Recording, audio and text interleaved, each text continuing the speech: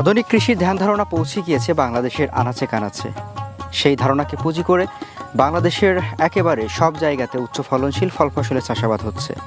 পাশাপাশি উচ্চ ফলনশীল নতুন নতুন ধানের জাতও আসছে। একটা সময়ে আমাদের যে লোকাল জাত ছিল বাংলাদেশীয়, সেই জাতগুলো চাষ করা হতো। সেই জাতের ধান চাষ করে বাঙালি কৃষক বড়জোর 10 থেকে 15 মণ ধান পেয়ে থাকতেন। তবে আজকে এই সময়টাতে দাঁড়িয়ে সব ফসলের পাশাপাশি